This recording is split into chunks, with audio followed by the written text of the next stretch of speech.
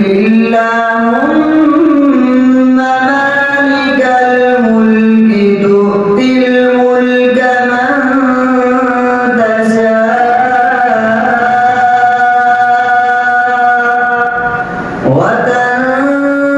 وتنزع الملك ممن تشاء وتعز